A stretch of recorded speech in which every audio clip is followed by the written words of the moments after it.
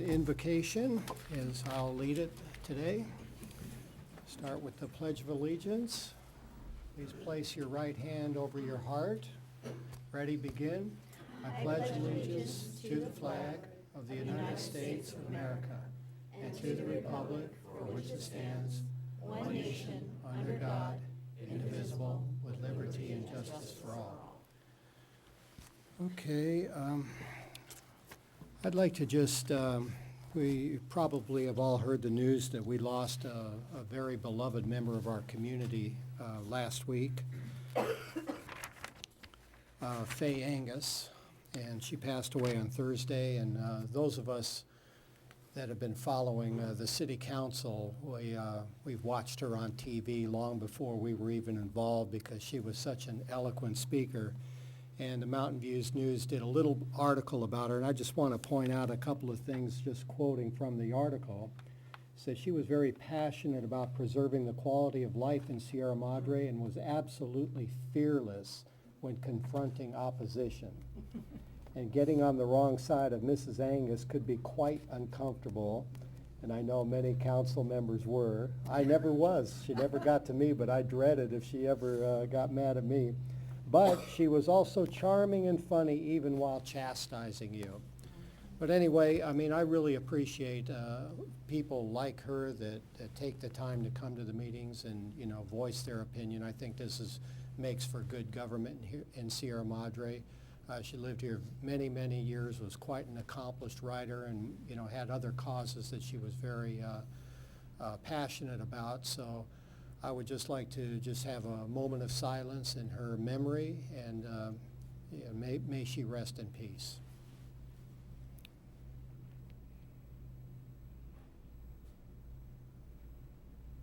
Okay, thank you.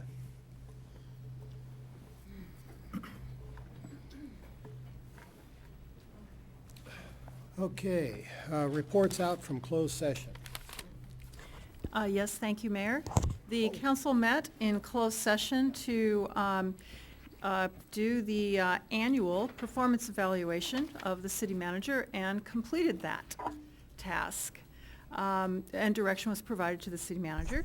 The council also met with legal counsel with the city attorney to discuss a matter of potential or anticipated litigation. No action was taken. This was a briefing. The council did not have time to discuss labor negotiations, and that is anticipated to take place this evening after the open session. Okay, thank you. Okay, approval of the agenda. Any suggested changes? I'll move to approve as presented. I'll second. Okay, all in favor? Aye. Okay, none opposed. Okay, Mayor and City Council reports. We're going to do minutes.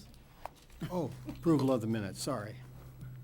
Okay, any changes to the minutes? Move to approve.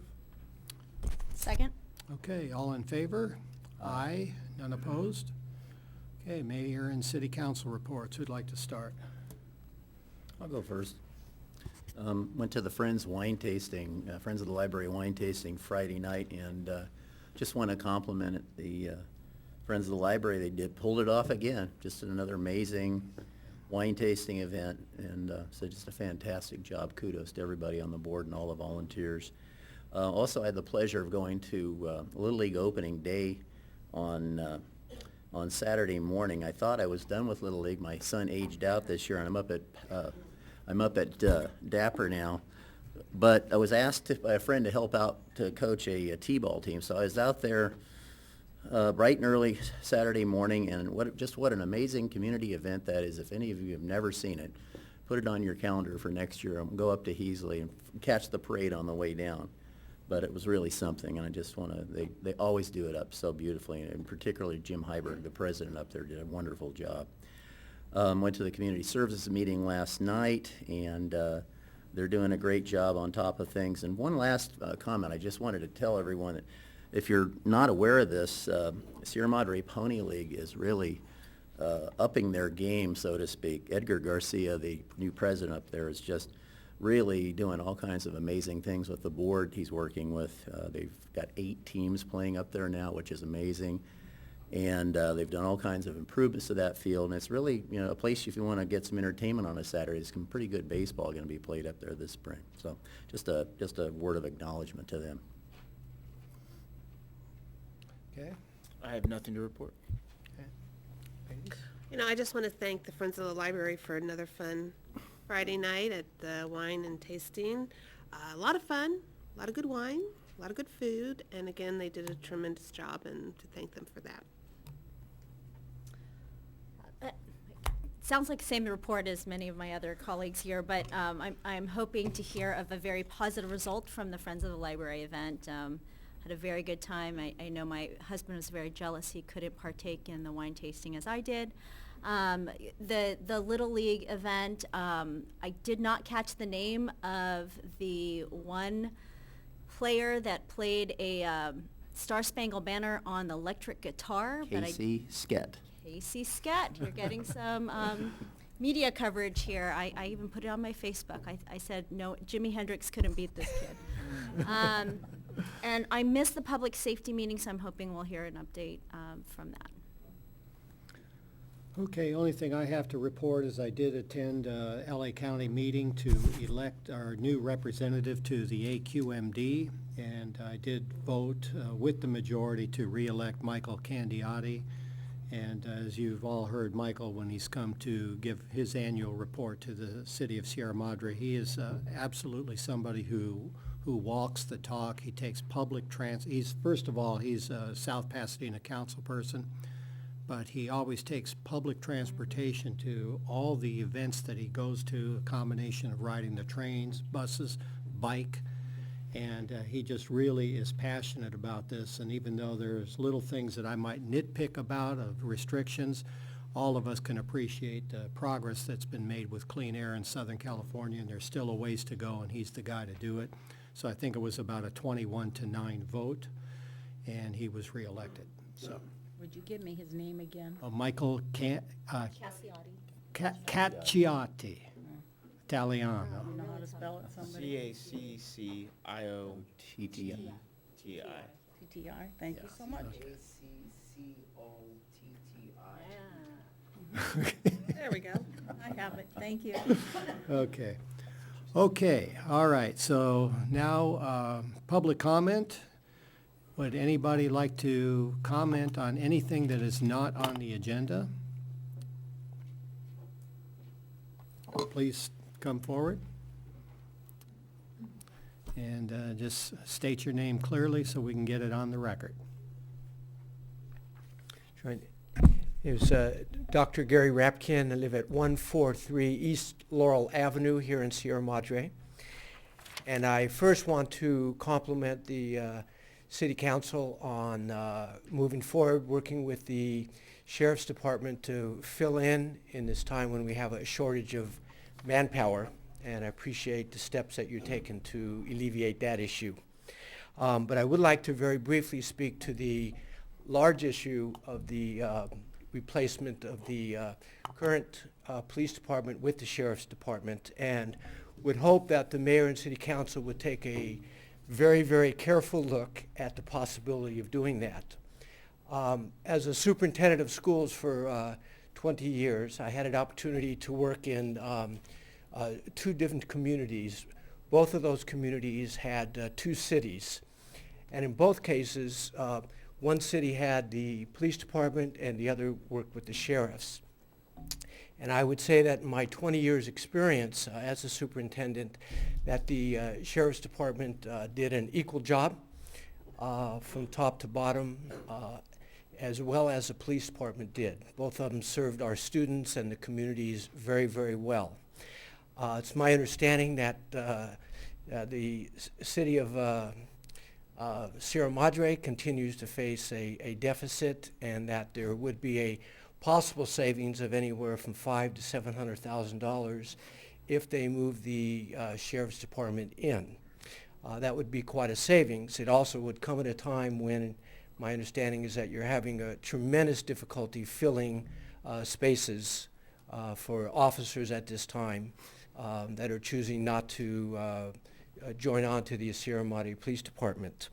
With the utility tax not too far away, my hope would be that the mayor and city council would not use the library and other public service things as a wedge or as a motivator for the voters to move forward with the utility tax, when it would appear that, if I have all the information correct, and always open to new information, that moving the sheriff's department in, the LA County Sheriffs, would be a tremendous savings to the city.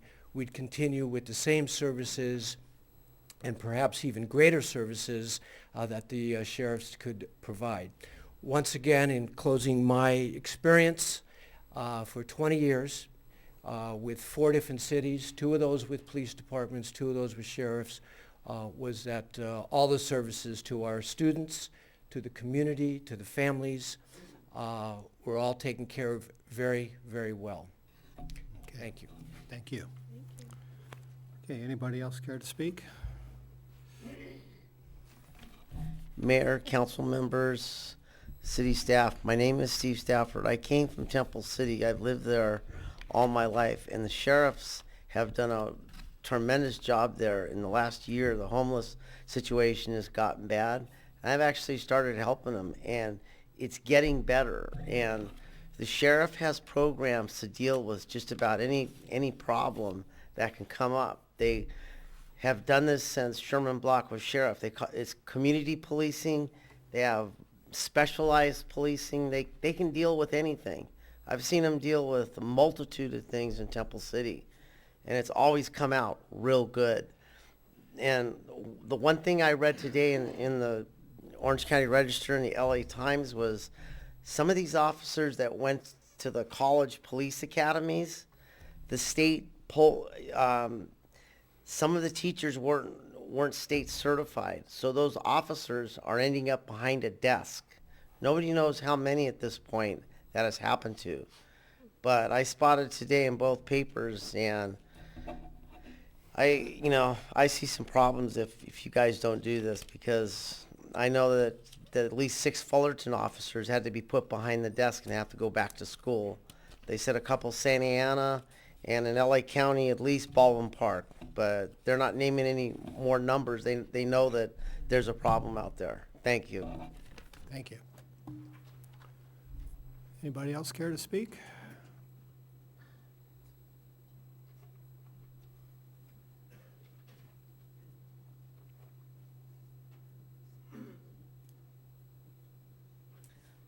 Hi, my name is Christine Soldat. I live at 282 Ramona Avenue, and I've been here for a lot of years. But I've lived in the San Gabriel Valley for even more years. And I have friends throughout the San Gabriel Valley, some of whom are serviced by the Sheriff's Department. And they will tell you, 2A1, if they're not in a large city, that they do not get good service from the Sheriff's Department. La Cañada Flintridge has a wonderful commercial base, and that commercial base sustains a large sheriff's force. Those that are in the county strips along here, it's as called. And, they don't come out and take care of. I had a problem with my burglar alarm, which was new, and decided to go off because I have 3 dogs. And our police department came out immediately because no one could reach me.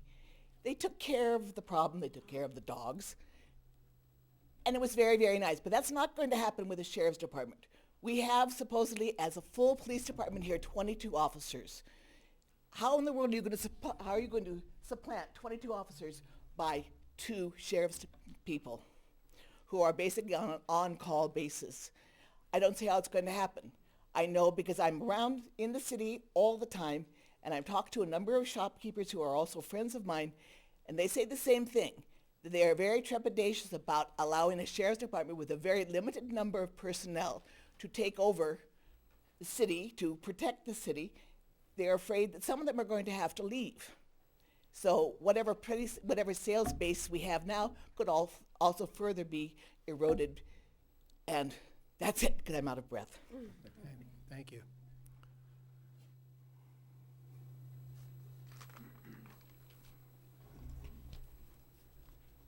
Hello, My name is Emmett McGuire. I live at 180 San Gabriel Court.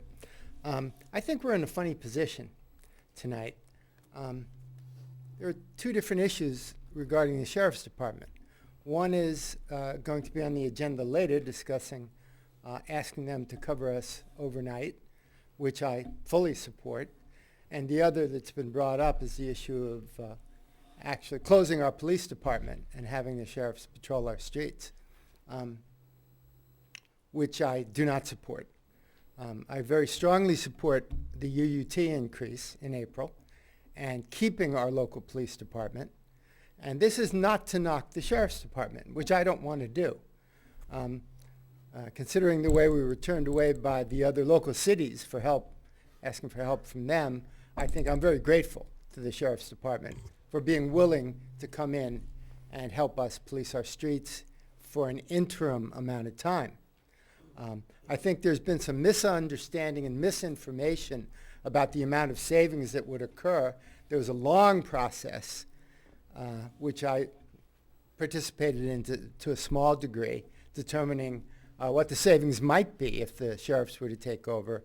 And the savings that I remember were minimal at best, if not conditional or questionable.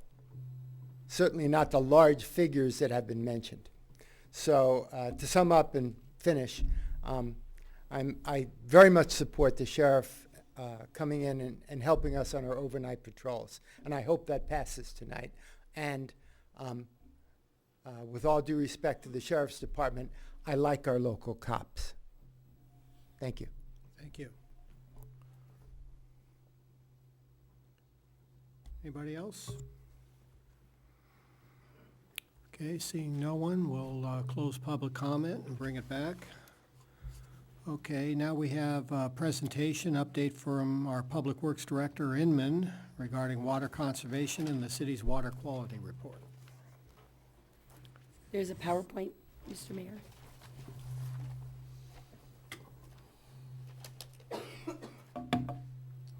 Good evening, Mayor and members of the City Council. For our monthly update on our progress with water conservation, January, our conservation rate went from negative in December up to a little over 8%, so we made some good progress there. Our overall water conservation from the beginning of the program, or the beginning of the state restriction, is 14.7%. February, to 1st through the 22nd, we're up to just under 18%, so our conservation is improving. I'm happy to report on that, and we're monitoring these numbers every day. Rainfall, and we're showing the glass is more than half empty in this instance.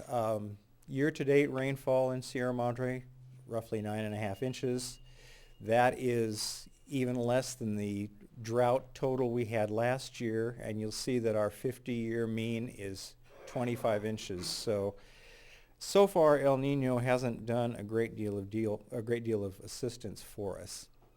I should note, however, that the water level at well 3 is actually 45 feet higher than it was in October 9th, 2013, when we switched to the MWD water source.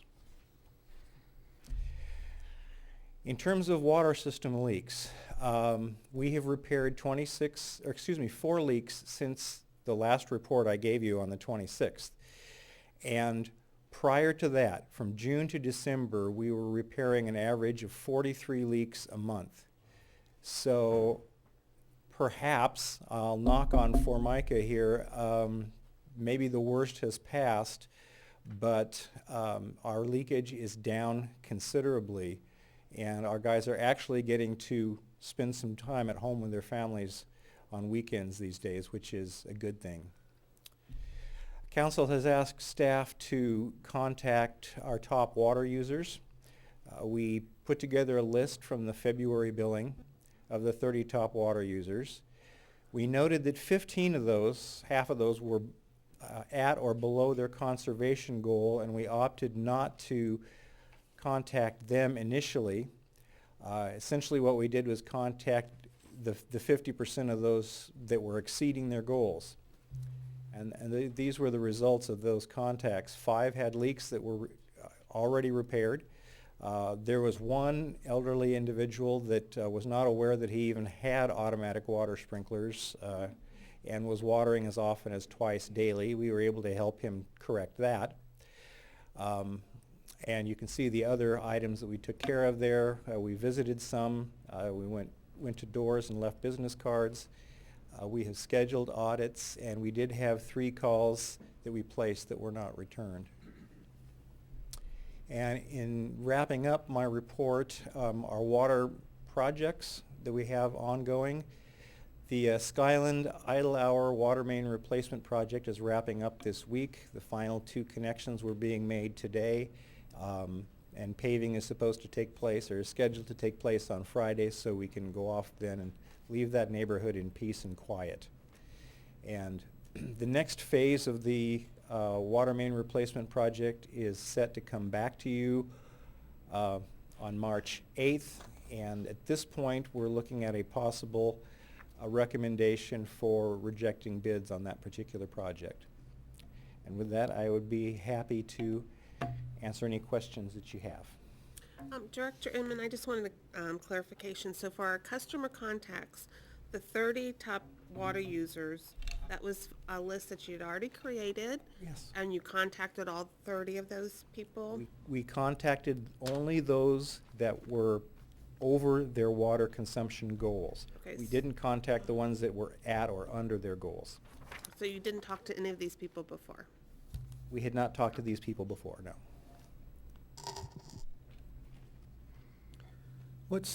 I haven't heard much from the state as far as,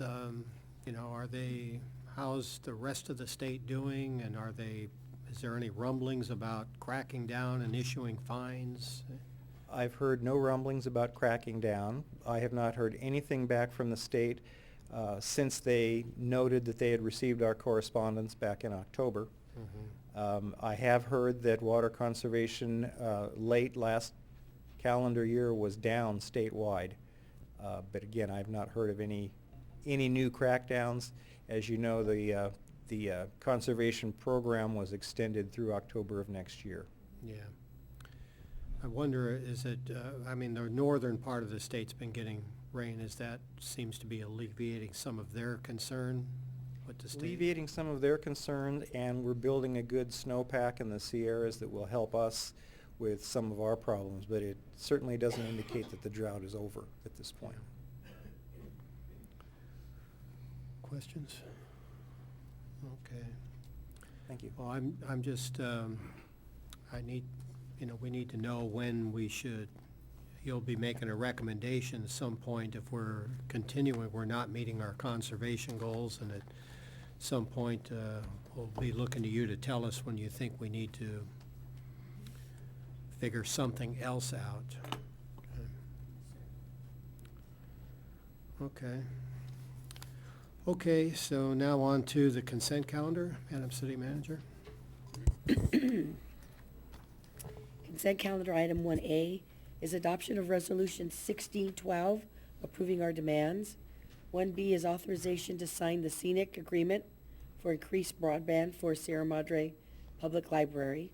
Item 1C is consideration of an exchange of $196,515 in federal surface transportation program funds with Metro for $192,584.70 in local highway funds. And item D, the last item, is resolution 1614, approving the renewal of our general services agreement with Los Angeles County. Staff would be glad to answer any questions you might have. Okay, any questions on the warrants? Nope. Okay, how about the scenic agreement? I do have one question. It's not really a question, but I just wanted to clarify. So, if we agree to this tonight, I do notice that, are we going to authorize that it ends at the April 12th if we don't get the AUT passed, or will it go forward? I didn't make much sense I was there. gonna say, can you repeat your question? I'm Well, sorry. it says alternatives, the city council authorized the city manager to execute the agreement and then to terminate the agreement within 60 days of signing if the measure UT does not pass at the April 12th election, but we're not doing that tonight. We're just approving the broadband. Correct. Okay. Correct. The rest of that was for clarification. Should we be in a different financial position in April, we would discontinue this contract. Okay, exchange of transportation funds? Just a quick question. If we were not to exchange it, what kind of work could we actually do with the given funds? Director Inman, Just to have an has a better voice. understanding and to put in context. Director Inman can give you the details.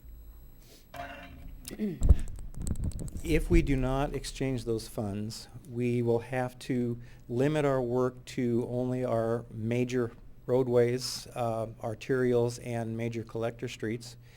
And we would have to limit the type of work we do to either removal and replacement or major overlays. Minor overlays, slurry seals cannot be done with this type of work. And to further make things difficult, Caltrans administers those funds if we stick with the federal funding, and we'll easily spend way more than the $4,000 we lose in the transfer with the additional staff time or engineering time that it'll take to get the Caltrans approval process done. So And we even believe with this the- is a bargain for the city. With 196,000, I can't imagine there's too much linear footage that can even be covered with that amount. No. And we're rapidly running out of streets that would even qualify for this use, because those major streets that we do have are all in reasonably good shape, and the types of work that would qualify aren't needed. Thank you. Okay, item D, LA County General Services Agreement. Any questions? Okay, that's it, right? Okay. All right, with that, I'll open it up to public comment or any comments on the consent calendar. Okay, seeing no one, we'll bring it back. I'll move to approve the consent calendar. Second? Okay, all in favor? Aye. Okay, unanimous, none opposed. Okay, comprehensive annual financial report. Mayor, members of City Council, I'm very pleased to present our fiscal year ending June 30th, 2015 comprehensive annual financial report. We have two presenters this evening. The first one is our finance director, Marcy Medina, followed by, you'll actually hear from our auditors themselves this evening. So at this point, I'll turn it over to Marcy. Good evening, Mayor, council members. We're here tonight to present to you the comprehensive annual financial report, the CAFR, for fiscal year ended June 30th, 2015. The CAFR is comprised mainly of three sections. The introductory section, which contains the transmittal letter. The statistical section, which is the last section of the CAFR and provides such information as financial trends, demographics, and other relevant data. And the main section is the financial section. This is where the financial statements reside, and this is of main interest to our auditors who are here to present also. On the financial section, the reporting includes two types of reporting. You have the government-wide reporting and the fund financial statements. The government-wide is something that you only see in the CAFR report, and it's once a year. This intends to provide you with a citywide focus on the whole city as a whole, includes governmental and business type funds. The reporting is similar to business type or private business and provides you with a long-term financial picture. On the fund financial statements, this has the fund statements by fund, and this is what you're used to looking at throughout the year. This is how we budget. We budget on a fund basis. And we provide you with, for governmental funds, it's a short-term financial picture. What that means is when we budget or we present the financials for governmental funds, we're looking at current financial resources and uses for one budget cycle, one fiscal year. Here is how our general fund, our main operating fund, did for fiscal year 2015. The second column here is your actuals. This is how we actually did for the fiscal year. You have revenues on top, and you have the expenditures towards the bottom. Here is your final budget, which means your adjusted budget, what we ended up the year with. And as you can tell, we have revenues of $9.2 million, total expenditure of $7.5 million. Then you have net transfers in out of $720,000. When you look at our total actuals in comparison to budget, we had a favorable difference, which means that we actually came under budget on our expenditures to an amount of about $500,000. The main difference was in the police department. This had to do with expenditures, unfilled vacancies, officer vacancies, both full-time and part-time, that the city was unable to fill due to unavailability of officers, and also related operating expenditures that related to those vacancies. Also, we had OPEB funding, which is your retirement medical insurance funding that we do pay. We budgeted for that, and we did not pay it this fiscal year. That does not mean the liability is not there. We just didn't pay it in this particular fiscal year. We also we came to you towards the end of the last fiscal year 2015 with some parking citation fees, back payments that needed to be made to the Superior Court. And we've been in discussions with the court, and we are discussing whether the city needs to make the full payment, and if so, how much. So we did not pay the full amount. We paid a very small amount from there. And we've been paying and keeping up with it. But for last fiscal year, we did not make the full payment because we're still in discussions on what we're actually going to pay. Another item that while the police department was under budget was we also received some last-minute grants awards, which displays the general fund funding. Therefore, the expenditure was incurred in particular grants or special revenue funds. Oops. Here's to give you an overall picture, more of how we've been doing over the years. So I'm providing you the general fund revenues for the last 3 years. If you can see from fiscal year 13 to 14, revenues did increase from 8.8, this is in the thousands, so 8.8 million to 9.2 million. This was mainly due to property taxes. And what makes a property tax, just to make sure I give you a proper comparison, because sometimes these categories are reclassified from year to year. We have property tax. We have AB 1X26. This is actually a property tax that resulted as a dissolution of the redevelopment agency. And as you can tell, this being increasing and reducing is not consistent what we get. So it's really hard to budget these particular revenues. And also what makes a property tax is, if you recall back a few years back, maybe 2005, we had the triple flip, which shifted vehicle license fees, most of it, to property tax. And it was intended to remain property tax and to grow with property tax. So that is also considered part of your property tax. And you can see there's been consistent growth with property taxes. Now from fiscal year 14 to 15, you can see the revenues in total. There were some shifts in between, but in total, they remain flat. 9.2, 9.2. So on the revenue side, it's pretty much remain flat revenues for 14 and 15. Where you see more fluctuations is in the expenditure side. These are the general fund expenditures for 3 years also. And as you can tell, fiscal year 13, 14, and 15 do fluctuate. These are your total expenditures here, 6.9, 7.7, 7.5.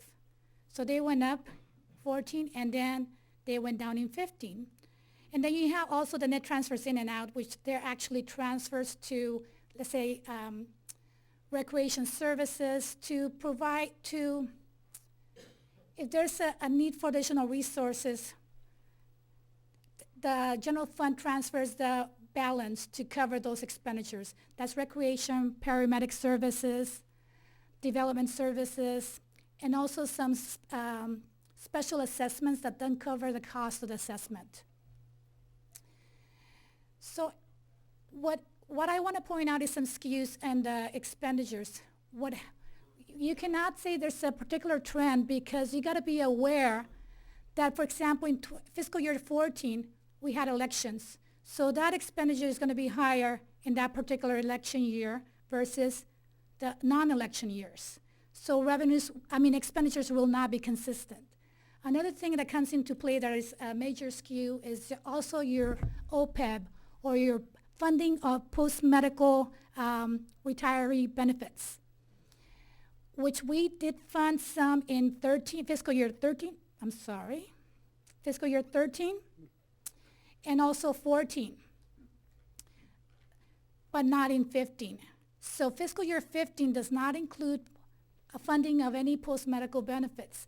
That means that the liability remains unfunded, and expenditure is not reflected there.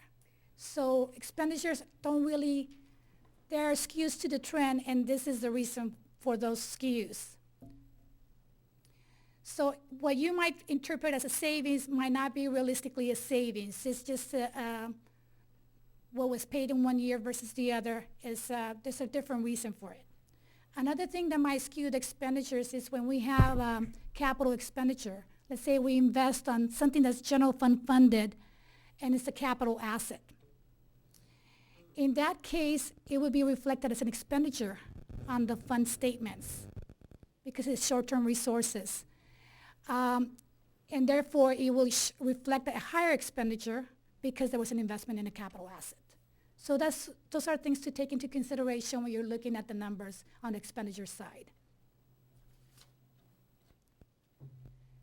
Here, other major funds are the enterprise, or also known as business type funds, which are the water and the sewer fund. Here, you are looking at the balance sheet for both funds, and you got a comparison from 14 to 15 also. Same for the sewer fund. And I just want to point on this business type funds, you do see the capital assets. So when you have an expenditure that's capitalizable, it goes on the balance sheet, not necessarily an expenditure. And I just want to bring your attention to the net position, which is really your fund balance. For water, it went down slightly, 15 million, 15.8, 15 million. And in sewer, it went down also, but a higher amount, 5 million to 4.3 million. Here's the income statement for the water and sewer funds. Fiscal year 14 comparison to fiscal year 15. And here in the water fund, I want to point out to you, if you look at our revenues, they did increase from 14 to 15 by about 15%. That's our water rate increase. However, our expenses also increase in the tune of 33%. The main reason for this increase, so our net change in that position, or our revenues after expenditures and transfers out, in the water fund for fiscal year 15, you only had 22,000 extra. In comparison to fiscal year 14, which we had over 500,000. The main reason for this, we had additional expenditures due to the operations. One of them is mainly the water purchase that's being reflected in fiscal year 15 in the tune of about 500,000. And in the sewer fund, you also have additional expenditures that exceed the revenues in the tune of $145,000 in comparison to $100,000 or $99,000 prior year. This is mainly because we're using down fund balance in the sewer fund. That concludes my presentation on the CAFR financial report. We do have the auditors here that also have a presentation for you. If you have any further questions, I could answer them now, or we can wait till the conclusion of our auditor's report presentation, and then you can ask me, both of us, questions. Can I ask a question? Sure. When you talk about the water purchase, is that the water credits or that happened a couple years ago? So when you talk about the water purchase, what is that? Well, for fiscal year 15, we had the water purchase, which is water that was purchased for the fiscal year to be consumed. For fiscal year 14, we did have some credits or prepaids. In fiscal year 15, we did not use those credits. Regardless of whether we have credits or not, we still have to reflect the expenditure and the reduction of the prepaid. So when we're talking about water purchase for fiscal year 15, we're talking an actual water purchase for the fiscal year. In fiscal year 14, we had a water purchase for half the year, but that was adjusted this year. And also we adjusted for that prepaid that had been expensed initially. So we did have an adjustment for the prior year. Okay, so And that, yeah. I did want to mention, you may recall, maybe 3 months ago, we came forward saying we have this bill for using Met Water. Yeah. Do you want us to use credits, or do you want us to pay for it? And the council's decision was to pay for it. Right. And that's what's I just wanted to point that out. in our Well, financials. You're that's correct. Thank you. what it was, okay? Thank you. And You're welcome. you did such a good job. Thank you. I've read every single page. A lot of long days and Well, nights. the council has too, yeah. Director Medina, thank you. I agree. Excellent job. The increase in the decrease in the net position in the sewer fund, you said really quickly at the end, what is that attributed to? It's about a $50,000 decrease? It was intended to use some of this fund balance to invest in the sewer fund. So we had increased expenditures in maintenance and operations. Okay. Thank you. Now we have our auditors from the CPA firm, Rogers, Anderson, Mallory, and Scott. Hello, everyone. My name is Daniel Hernandez. I'm a senior accountant and CPA at Rogers, Anderson, Mallory, and Scott. First and foremost, I'd just like to thank City Council for tonight's invitation. It was a pleasure to join you all tonight. Also, I'd like to thank Elaine Aguilar, Elisa Cox, Marcy Medina, and Sonia Cruz for all their help, in addition to all the staff at the City of Sierra Madre for all their help throughout the audit process. We truly do appreciate it.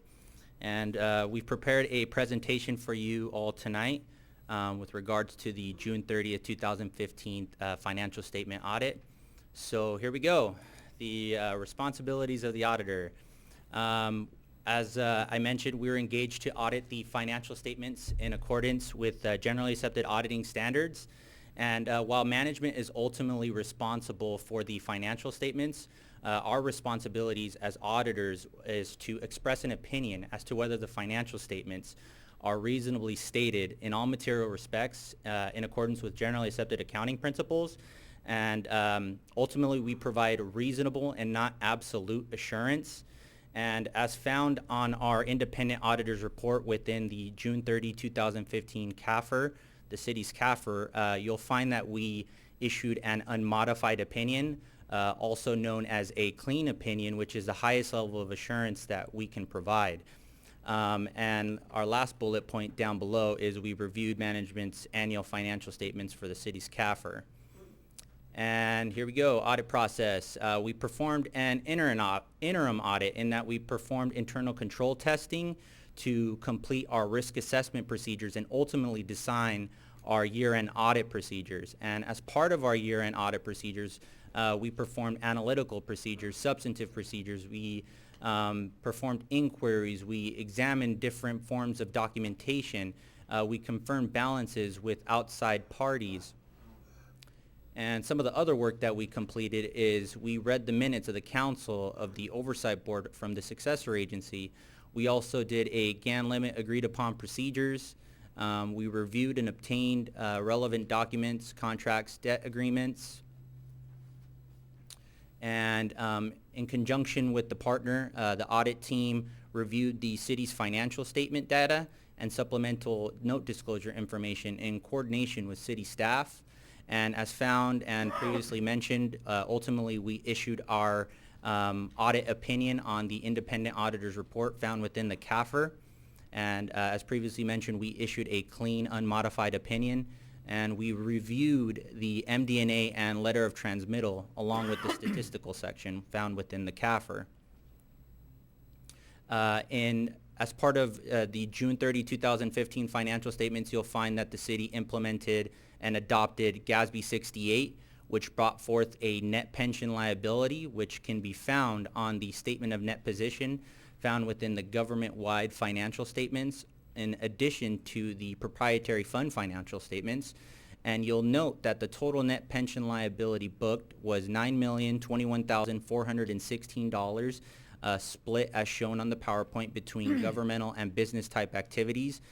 These numbers were derived from CalPERS actuarial valuation reports. And ultimately what this does is it does not change the funding of the plan, but simply change the presentation of the net pension liability, and it changed pension expense recognition from annual required contribution.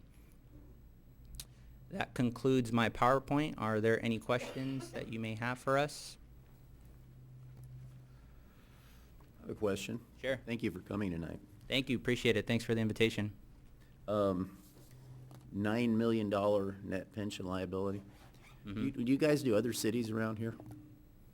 Any other municipalities in our area or in Southern California? I'm sorry, I'm Scott Mano, I'm the partner on the engagement. We do, but they're not my clients, so I'm not sure what their liabilities are. I'm just kind of wondering how that Compare stacks that. up with other cities. Yeah, we do the city of Laverne, city of Rosemead, but like I said, I'm not the partner on the engagement, so I don't know what they're gonna do with that. But now that it's on our CAFRA, right, the rest of the cities will be. Oh, everybody. Yeah, so we'll be able to look Yes, at this their was CAFRA. a standard that needed to be adopted by all governmental agencies, cities, Right. special districts, so everybody will have this information in their CAFR. Okay, and so we can go get that if we need to. Also, how long do you take to do the audit?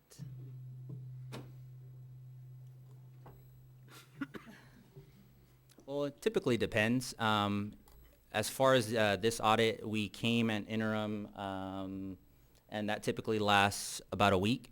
Okay. And then at year end, we come and it also lasts about a week as far as our field work is concerned. And then there's always follow up. Marcy did a wonderful job as far as preparing the CAFR this year, and we worked along with her in ensuring that the CAFR looked nice and pretty. So It looks really good. and she did a very good job, and I just want to thank Marcy for all her help. And Actually, I want to commend her for actually tackling the GASB 68 pension accounting for that. And a lot of our clients just deferred it to us, and we did it. She actually, she took our,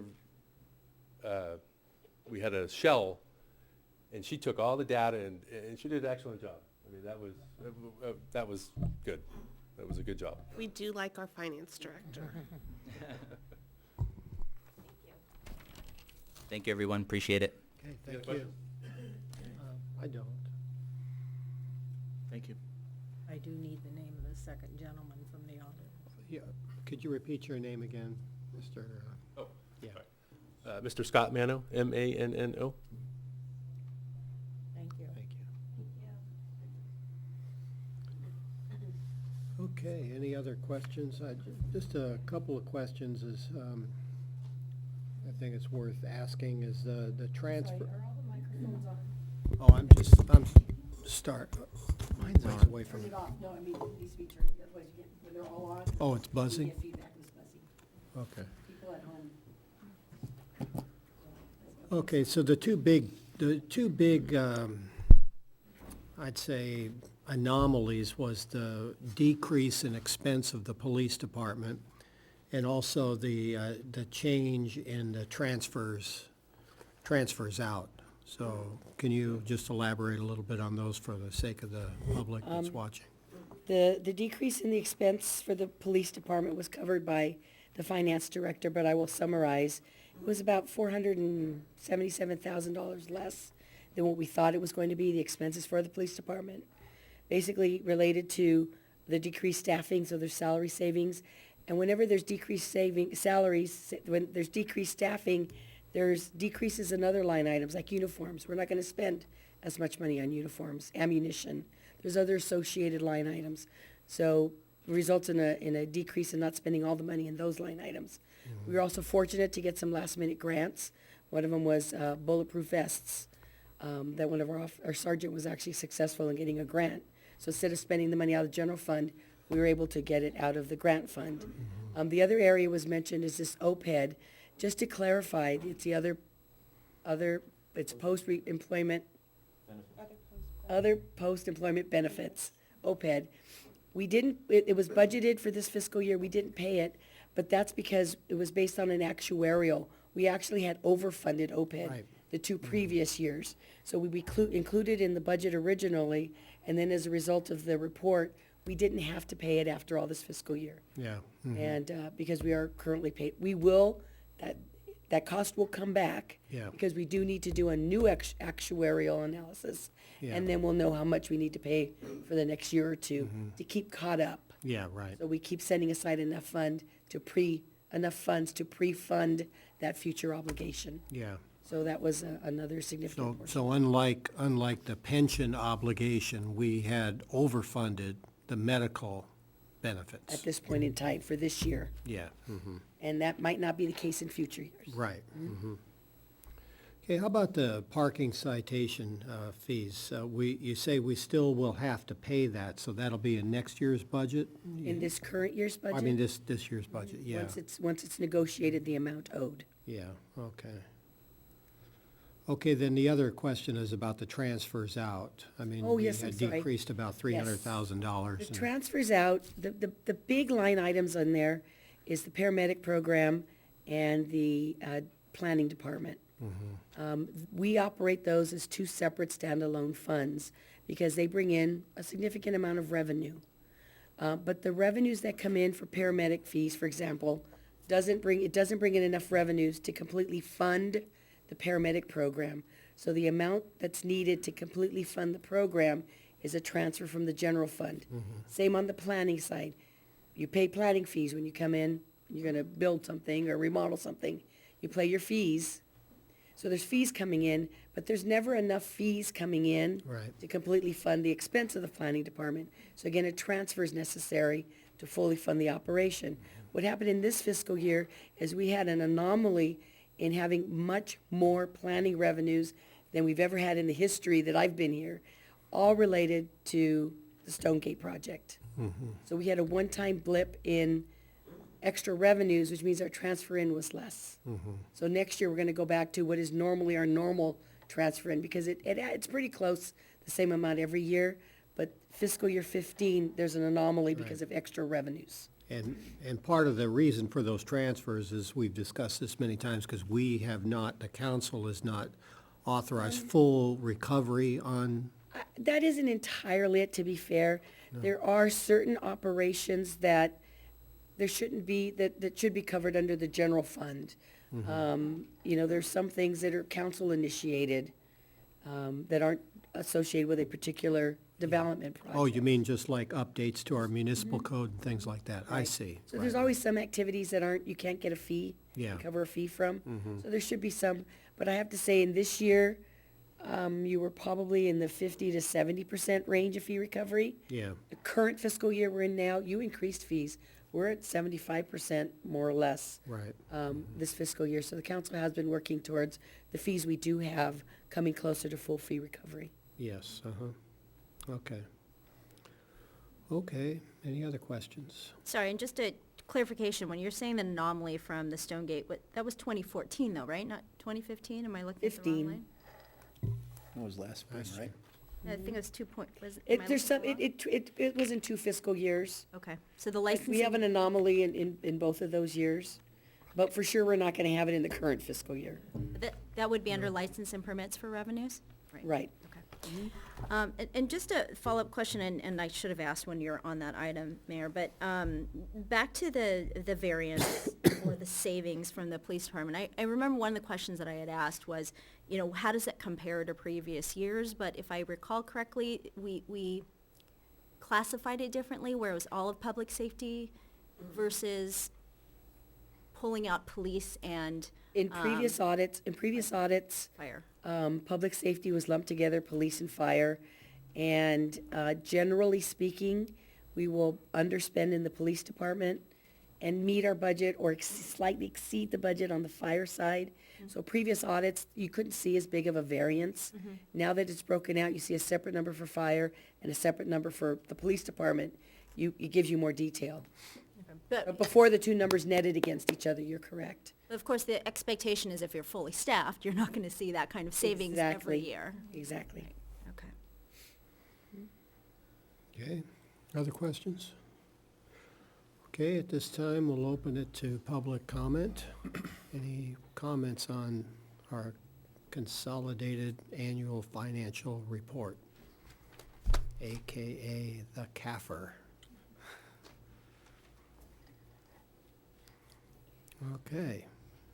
Nobody wants to come up and just comment on how well our staff has done in obtaining the highest possible rating, which you all should feel very good about the financial integrity of our city government. And So I'll comment it for you. Thank you. Thank you.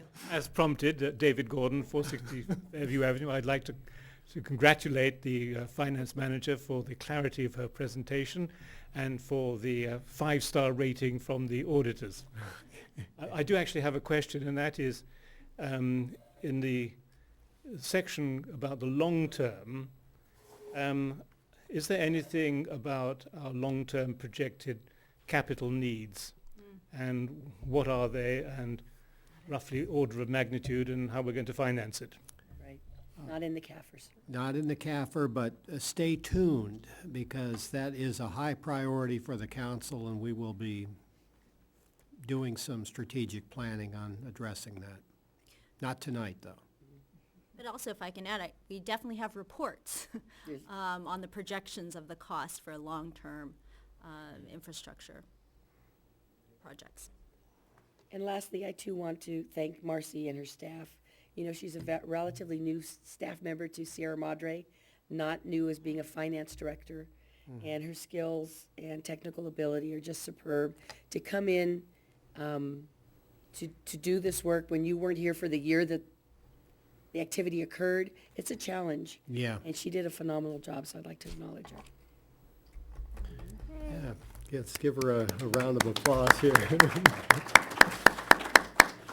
Okay, thank you, Director Medina. Good job. Okay, so that's just receive and file. Any other comments or from the council on this? You know, I'll just make a comment. I think as much as we've been talking about it over the last couple of years on council, you know, especially seeing the one slide on general funds revenue, it is just very apparent that we depend on property taxes and we depend on user utility taxes. Unlike other cities where sales revenue from businesses tends to be one of the higher revenue sources, you know, you look at this, it's a significant difference. We have $330,000 from 2015. I think I read something that in all the municipalities in the state, we are like at the bottom 15 or 20. Bottom five. Bottom five of the municipalities in terms of sales tax. So I think that's important to note, and this just really underscores how we are dependent on our revenues, and that it really, the two big ticket items are the property tax and the user utility tax. And, well, if I want to just play off that, look at the increase in our sales tax. It's been pretty healthy, but because it's such a small portion of our budget, we haven't really seen as the economy recovered, other cities are getting a big boost in revenue, but we didn't get much because it's such a small part. And our utility tax has been flat at the 10% rate. Yeah. Okay. And I do think that's important to point out, this was the fiscal year ending 2015, so all the numbers in our CAFRA are based on a 10% UUT, correct? Okay. All right, so we'll receive and file this report. Mr. Mayor, could I interject something real quick, Sure. unrelated? I made a mistake during my council report and misidentified the young man who did that guitar solo of the national anthem. His name is Charlie Hines. So, Charlie, I'm wanting to give you credit. Proper recognition. Yeah. That's right. All right. It was fantastic. That'll be in the minutes, so it's Yeah. important to get it right. Okay, so moving on, item number 3, temporary supplemental police services. We have Director of Public Safety, Giannoni.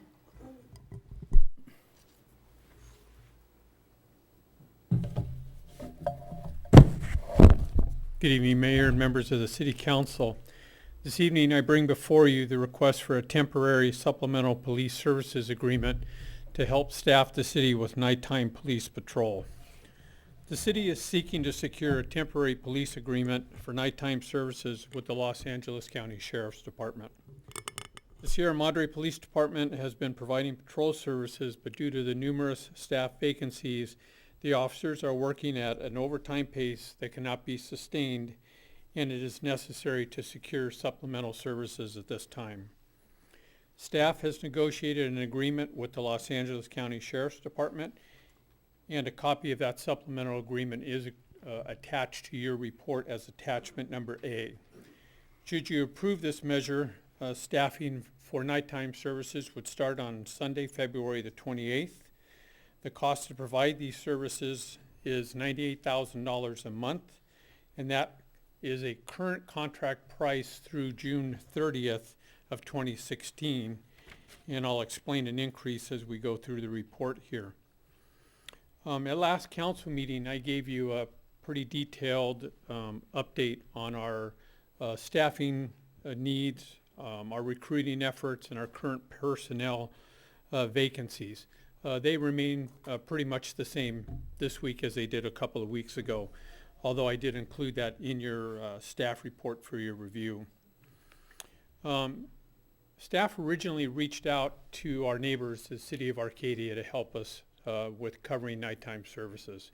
We had the hopes of them extending their what they call their Beat One up into our city, and we felt it would be a good natural transition to have them help us out and cover us, since we typically help each other on a mutual aid basis. Unfortunately, for reasons that I think everybody that saw the Arcadia City Council meeting we support, their city council decided that they wanted to keep their patrol officers in town due to the recent spike in burglaries.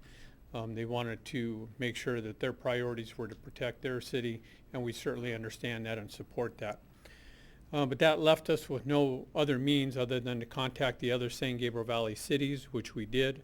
All of them are at understaffing levels or at a point where they cannot help us on a continual basis, which left us no choice but to reach out to the Los Angeles County Sheriff's Department, who agreed that they could help us out on a month-to-month basis and would help us as long as needed or as short as needed to help us get back up to staffing where we could patrol our own cities. The Sheriff's Department has done this in the past. I want to say it was in the late 90s where they actually did this for the city of Long Beach, which was a large city. They ended up patrolling the North Long Beach sector and did kind of what we foresee may happen here, is that they ended up covering it for all shifts 24 hours a day. And then they broke it down to covering it 16 hours a day and then 8 hours at night as their department progressed and got back up to full staffing. So it's something they do provide. It's something they have provided for other cities in the past, and it would certainly be a natural transition for them to do that for us. As far as our staffing, our patrol for daytime would be done by our existing staff during daytime hours. We will continue to provide a desk officer, a dispatcher, 24 hours a day. We will keep a dispatcher there at night so that we can keep the lobby open to people. We'll still take all the normal phone calls on our business line and on our 911 calls. We will transfer the appropriate call to the Temple City Sheriff's Department if it's a call for law enforcement services. If it's a call for fire services, it would be transferred to Verdugo. If people had a question, parking permits, things like that that we take care of now, we'll certainly be able to handle it in the same fashion that we're doing now, and that will create a less impact to the community. They really won't notice a difference in how they have interaction by calling the police department. The sheriff's contract that we've been able to secure provides for 2 marked patrol units to be dedicated to the city of Sierra Madre during this contract period. That is, a little step up from what we originally thought we'd be able to get from Arcadia, which was 1 officer coming in, patrol and some extra help on the weekends. This will be 24/7, that they will provide 2 deputies, and that will also include times where we could have mudslides, fire, disasters, where if we utilized one of our local cities and their officers got pulled back, we would have to fill the void with existing personnel. That will not be the case under this contract. They'll be able to staff us in the evening hours with whatever our needs are. They'll provide all investigative services at nighttime, whatever we need to deal with any particular situation they will provide under this contract. The contract is, as I mentioned, is only good until June 30th of this year. As is typical with county contracts, there is a cost increase, which this year they're forecasting to be a 4% increase starting July 1st, which would increase the cost for services to about $101,000 a month. Staff is recommending that you accept this proposal so that we continue to provide the best possible policing services under our conditions right now for the city. We would ask that you approve $400,000 out of the general fund reserves to pay for this contract through June of 2016. That concludes my report. I'm happy to answer any questions for you that you may have. Any questions? I do. Thank you, Chief. And just wanted to ask a question about the increase that would kick in July 2016 that you had just mentioned. And that's essentially a 4% increase to take into consideration the new contract that the Sheriff's Department just received. Is that correct? Correct. Their supplemental police services contract is a contract that's usually prepared in 5-year marks. It's coming, 2016 is the end of one of those, and they will, it's a normal increase, and they actually rewrite the contract, so it'll be a new contract. The yearly increase comes for all contract cities, whether, you're a full-time contract city with them or a part-time supplemental contract, everybody's going to be hit with that 4% increase. I think we lost your mic. There we go. Okay. Follow up on that, so the 4% would be on any contract of any duration, That's right? correct. For this, As I recall, when we were looking at the sheriff's proposal earlier this year, they had figured it at 3.5. So it's already gone Right. up by half. it's already gone up by Yeah. 4%, and, should we have to enter into a full-time contract with them, it's going to be a 4% increase as well from the last Right. proposal that the city council reviewed. Thank you, Chief. Any other questions? I'm sorry, but I think I may misunderstand it. So hypothetically, if we were to go with the sheriff's contract as it was proposed, the initial proposal, how does that compare to this contract if we extend it beyond June 30th? Not sure I understand your question, ma'am. I might be confusing myself. So there is a proposal that's on the table from the sheriffs. For full-time full-time, services? yeah. Okay. So, well, maybe I can ask another way. This is just for part-time coverage, and it would look totally different if it is the full-time coverage that we asked for the proposal for. That's correct. Got it. Thank you. But what you're saying is that what we have on the table from the sheriff, those amounts, we'd actually have to put a 4% increase in that? That is correct.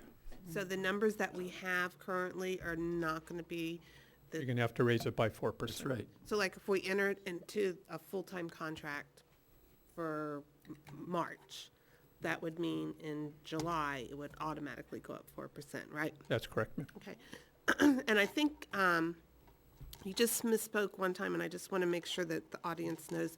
You mentioned that the sheriff would be here 24/7, and that's not true, right? They're going to be here 12/7. They're going to be here 12. 12. My comment was that we provide the proper policing services 24 hours a day, So 7 days. between the Sierra Madre Police and the sheriff, we will have 24/7. That's correct. It'll be a joint effort between both agencies. And that the sheriffs will be here working out of our police station. They will not be going to Temple City for breaks and coming back. They will be here just like our police officers. They will have access to our facility, but they will be stationed out of Temple City. That's where they'll be coming from to come But up they there. won't be going back and forth to Temple City during the night when they're supposed to be Only if they have to working here. book a prisoner Okay.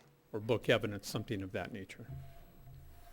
So they wouldn't be booking prisoner at our facility? They're going to book at their own facility. That's Even- just their e- preference? Even if we book somebody, we take them to Pasadena PD, so it's 6 1/2 dozen of you. Okay.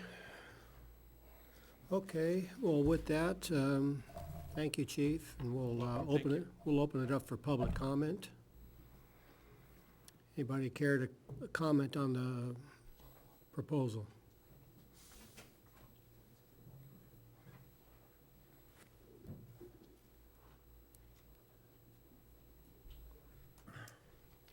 Good evening, Mayor Capocha and council members.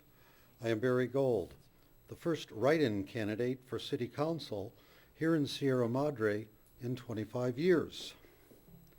Concerning the sheriffs providing us with night patrol protection, after you get over the sticker shock, one realizes that there really is no choice. The staff reached out to Arcadia, Monrovia, Irwindale, Azusa, South Pasadena, San Gabriel, San Marino, Pasadena, and all of these cities are facing the same recruiting problems that we are. A small town like Sierra Madre cannot compete with the larger cities for police personnel, and we do not have to compete. We can contract with the county sheriff to patrol our city in the daytime as well as the night. By contracting for full services, the sheriff will provide us with more protection at a lower cost, and they can be based right here in our own police station. I understand why people want to keep our police department. It is in character with our cherished small-town image. But we have to realize it is no longer possible. Yes, it is sad, but sooner or later, we will need to contract with the sheriff. I just wish it would be sooner rather than later, so that the savings can start being used to fix our streets, sidewalks, and most importantly, more of our water pipes. To solve our immediately night patrol problem, you should bring in the sheriff. I would have gone to the sheriff first, since I believe it is in the best interest of all Sierra Madre residents to have the best possible protection available. Thank you. Okay, thank you.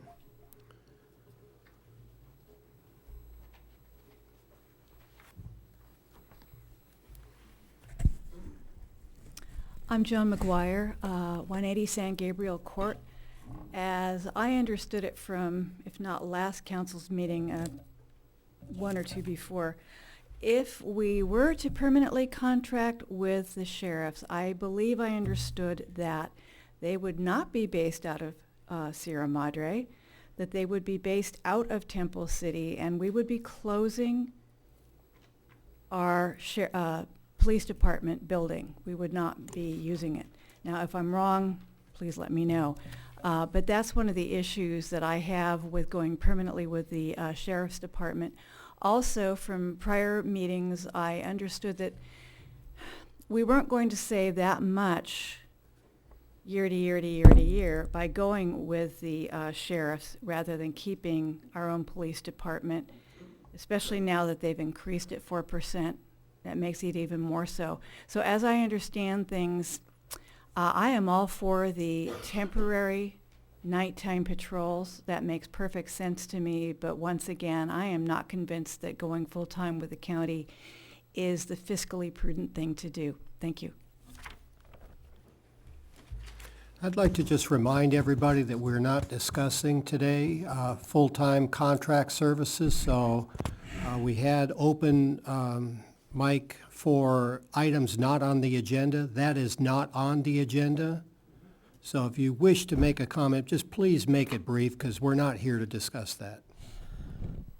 Mayor Pro Tem, council members, and city staff, it's my belief, knowing what I know about the sheriff's department, that if you went 100% with the sheriffs, they will not close that station. I know 4 other cities in the last 20 years that have went. Again, I just want to stop. We're not discussing I know, but full-time. So please, if you wouldn't mind, just keep your comments to the issue at hand. We had open discussion before, and you made a comment with it then. We're not here to discuss that tonight. Okay. I'm just trying to say the temporary contract, the chief pointed out, they're going to use the station. And I think even the deputies coming from Temple City, they may drive their personal vehicles in here, have a watch commander come here and give them briefing, and the watch commander either stays here or goes. And that's what people fail to understand, that it's going to be good. It's not going to be something that people aren't going to be proud of. They have a captain down at Temple Station, and she's really good. Thank you. Thank you. Sir, can you state your name and the address for the record? Can you please state your name and address for the record? Steve Stafford, he spoke earlier. And where do you live? Steve Stafford. And your address? I live in Temple City. Okay. Appreciate you taking an interest in Sierra Madre. Anybody else care to comment? Okay, we'll close public comment and bring it back to the council. Okay. Comments? Well, I'm in favor of the temporary supplemental police services, as I don't think we have any other choice. And I think that the proposal is telling for a couple of reasons. You know, the main being that if we were to go with a temporary solution past June, we would be seeing a 4% increase, which I hope that we don't have to do that. And I think that is, I think, a picture into the future. Yeah. If we had to go down that road. So I thank the sheriffs for stepping in and providing the services that we need in the short term for the night patrol. But I do think it's concerning that if we were to have to go past June into July, we're already looking at a 4% increase. So I will vote in favor of it, and hoping that it truly is just a temporary solution. Other comments? Just, I wish we weren't locked into this the way that we are, because it's a 60-day notification before outing, but, similar. Except they can do it in 10 days. And, at this point, we don't have any other option, and so I am definitely in favor of approving this. Can we get clarification on that from the chief? As Councilmember Arizmendi says, it's a 60-day notification, but my understanding is that the services are provided as needed and pay as you go, correct? That's correct. It's as you go, but there is still a clause in there, a normal, business clause of first right for either party to cancel. Yeah. So. So that means that it says here 60 days for either party, although the sheriff, if they don't have enough personnel, they can give us 10 days advance notice. But that's standard. That's standard. That's her standard business agreement. But the point is that if we never use them, if all of a sudden you had a whole bunch of people that could handle the shift now, we wouldn't pay a dime. Is that correct? If you can find me those people, well, yes, we wouldn't pay a dime. But Okay. I have to say through this process with them the last couple of weeks, although it's in writing, they are pretty, I will say, helpful towards us. But Yes. if in fact that they only did it for 30 or 60 days, they'd be more than willing just to go back and take care of their other cities. Okay, thank you. Mhm. Okay, other? Councilmember Del Mar? Two things. We're being asked to take this out of the reserves, correct, the money? Correct. So we didn't see a savings enough to cover that out of the general fund, okay. No, there isn't enough savings. At this point in time, very preliminarily, about $170,000 in savings versus the $400,000 in costs. So, Okay. My second comment is, you know, I look at the cost and I do have sticker shock, but really we don't have a choice. We need to protect our residents and we need to have the patrol on the streets. And sort of my understanding that this is, we're putting this in place and seeing if we can recruit the folks that we need to build up our police department. I think we'll have a better understanding in a couple months if we're going to be able to meet those goals. So certainly, you know, we have to do this. I'm sorry we have to, but I don't see that we have any other choice. I'll add my 10 cents worth here. I agree with everything I've heard. We have to do this. I thought Arcadia would be a little bit better fit. I think was the chief's position, but that didn't pan out for very sensible reasons. Arcadia is facing a crime spree. So I'll support this kind of reluctantly, but we have to have safety for our people until we get our house in order. So that's all I have to say. Got nothing to add. Well, I think we just need to do it. Move to approve? Okay, all in favor? Aye. Okay, it passes Oh, unanimously. he has one more thing he has to tell us.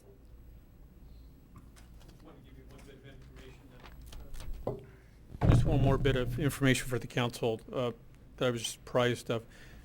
We have 4 dates scheduled for orals, and we have a large amount of people in this recruitment process. I just wanted to update you.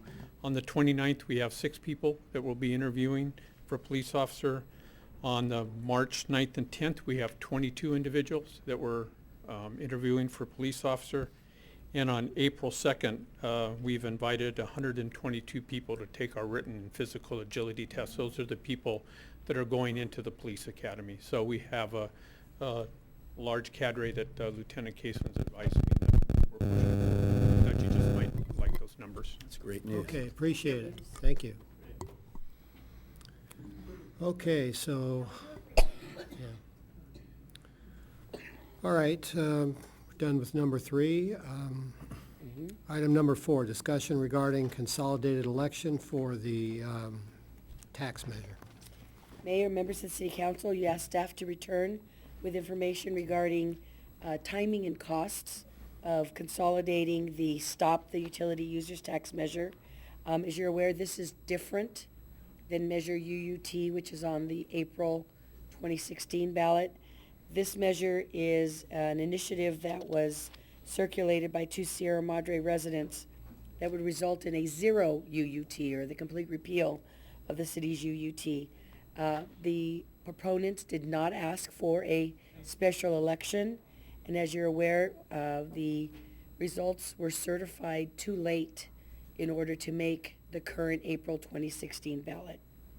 Regarding the upcoming, the possibilities for consolidated election with the county, this basically means that the city's measure would be on the county's ballot when our residents go to vote in either the June or the November elections. Excuse me, Madam City Manager, I'm sure some people are having trouble hearing. Is your microphone working? It's on. Okay. Okay. Okay. The costs for an election, a general regular municipal election is about $50,000 a year. We budget for those every other budget year. There's an extra money in this current budget. It was presented during the CAFR presentation. For an election this year, there's no other money budgeted for a special election this fiscal year. The cost for a special election that is consolidated with the county would range between $20,000 and about $35,000. It depends on the number of registered voters, the number of people who actually vote, and the number of other agencies that are having an election at the same time, because the county's overhead is shared between all the agencies that have a measure on that particular ballot. The June is, of course, the presidential primary. I included attachment that lists all of the various state and federal seats that are up for election on that ballot. And then the November ballot, due to some changes in law, is really heavy with ballot measures, primarily revenue measures, measures to revise our state constitution, those kinds of things. There could be as many as 12 to 18 on the November ballot of those measures. Lastly, regarding timing, according to the Register Recorder's Office, the last date for the council to consolidate for the June 2016 election, for you to approve a resolution that the city clerk would forward to the county, is March 11, 2016. And then after that, their deadlines are very similar to the ones we're familiar with. Then there's a deadline for rebuttal, for arguments, and a deadline for rebuttals, very similar to what you're used to. To consolidate for the November 2016 election, I have a typo, I put 18. It's 88 days prior, so that's approximately August 12th of 2016 would be the council's last date to pass a resolution that could be forwarded to the county to consolidate for November. That concludes staff's presentation. Be glad to answer any questions you might have. Okay, questions? So we brought this back because I think we had a couple council members last time who wanted to know what was precisely on the ballot for June and what was on November. So my question is, for a tax initiative, my understanding it has to be on a municipal election, correct? Increases, So new it's just or increases, need to be on our regular municipal. So we could do this on a non-municipal election, but it would be considered a special election where we would have to pay those funds. If you choose to do it before April 2018. So I asked this last time, is there anybody here who's a proponent of this initiative that would like to speak or talk? This is the Stop the UUT. Is there anybody here who was a proponent of that, who signed, or one of the writers? Okay, thank you. Other questions? Okay, I have no questions, so at this time we'll open it up for public comment. Anybody care to comment on this measure?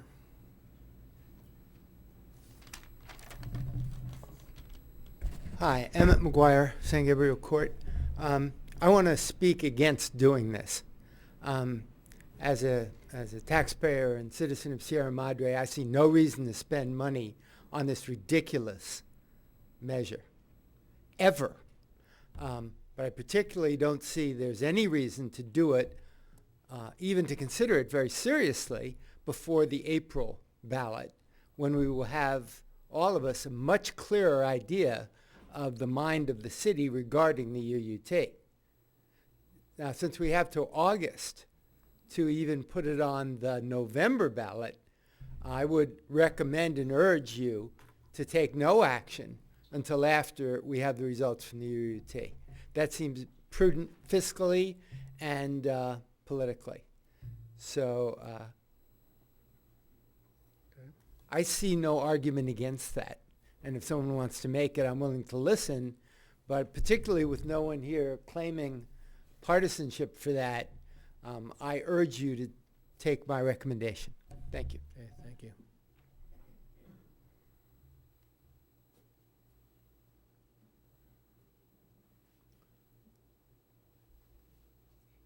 You Usually I find elections very easy. You vote yes or you vote no.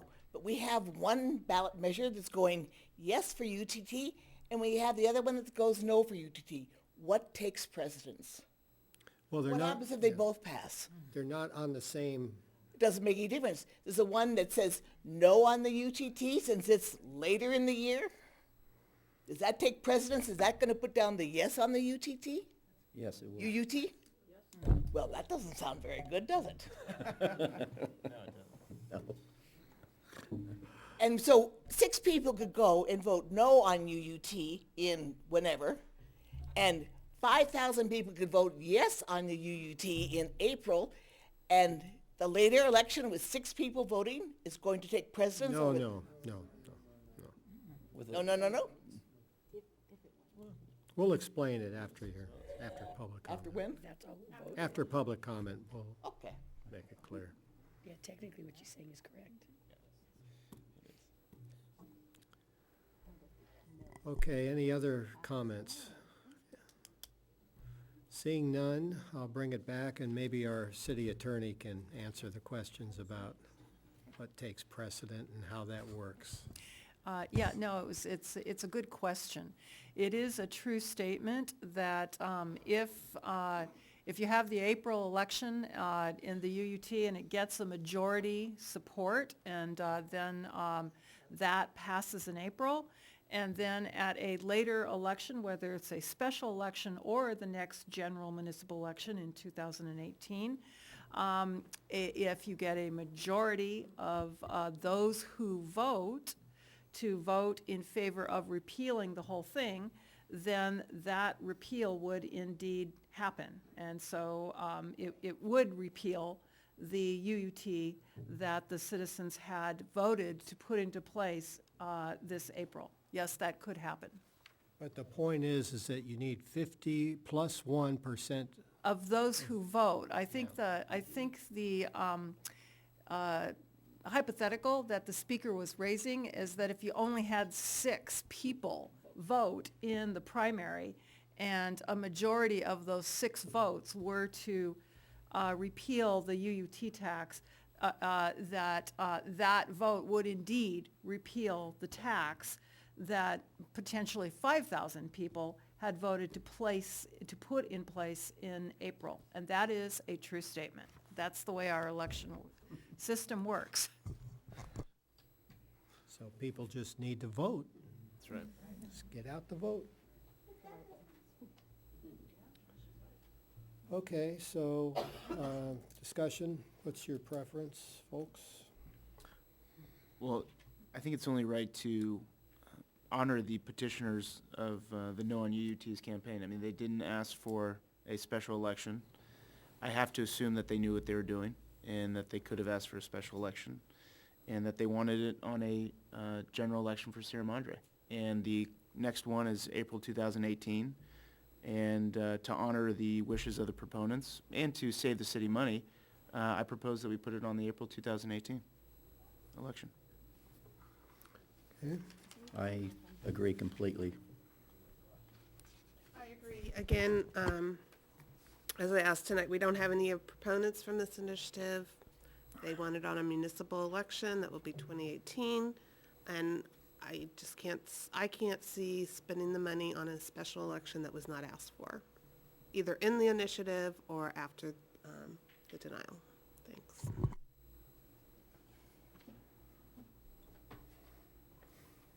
I agree with the arguments, but I just wanted clarification. I thought it was November 2018 when it would, so it's April 2018. Okay, so yes, I agree. I'm in no hurry to bankrupt the city. No action is necessary. Okay.